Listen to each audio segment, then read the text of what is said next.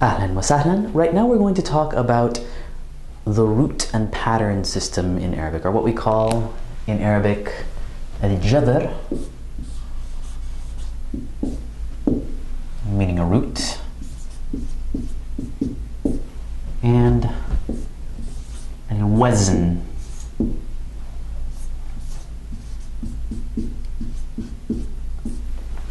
meaning a pattern. The vast majority of Arabic words are derived from a three-consonant root, triconsonantal root, a jadr. And it's important to be able to kind of figure out what that root is, because we're going to need to know what that root is in order to look up a word in a dictionary. So even if we don't know a word, we're going to need to kind of be able to figure out a root.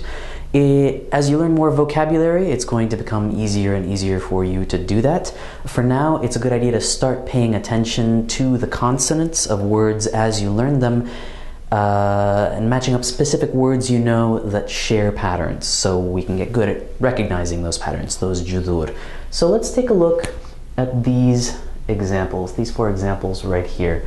If we were going to look any of them up in a dictionary, we would need to figure out what the root is. And these all might be words that you have learned, right? Kitab, which means book in Arabic. Maktab, which means a desk or an office.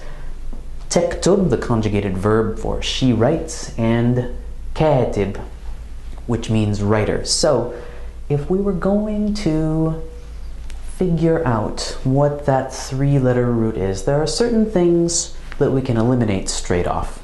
For example, this meme in maktab isn't really shared by any of the other words. We have an alif, a long alif here and a long alif here, but they're not in these others. So they're probably not part of the root. And eventually, it's probably pretty clear that all of these words share three letters in order. Kaf, ta, ba. So if we were going to look any of them up in the dictionary, we would look under kaf, ta, ba, and we would find all of these words. The essential meaning of this root has to do with writing, and if we use a little bit of poetic imagination, you know, a book, an office, the verb to write, a writer, we can see the connection that these words have, sort of in terms of meaning. Let's take another example. Wahid, the number one. Wahid, which can mean only or lonely in Arabic. And wahda, which depending on the context could mean unity or loneliness, right? What's the common denominator? Well, we have a ta marbuta here. That's not going to be part of the root. Okay, we have a ya, there's no alif in these other words, so those probably are not part of the root, and we're left with waw, ha, dal, which is a root that at its core means, has a sort of basic root meaning of onlyness or loneliness or oneness, essentially, right? So this is the kind of process that we're going to need to go through. And again, for now, as you acquire vocabulary, think about the consonants and whether they might match up with other words that you know, and that's a skill that's going to develop with time. Another thing to start paying attention to is wazn, pattern, right? The way in which these judhur, these roots, are added into kind of an exoskeleton to create meaning. Here are some words that you might have encountered. Latif, Jamil, Gharib, Tawil, right? They all share the same kind of rhythmic stress. We have a fatha sound and then a long ya as the third letter of the word, and they're all adjectival in meaning, right? Latif, which means kind or nice. Jamil, meaning beautiful. Gharib, meaning strange. Tawil, meaning tall or long.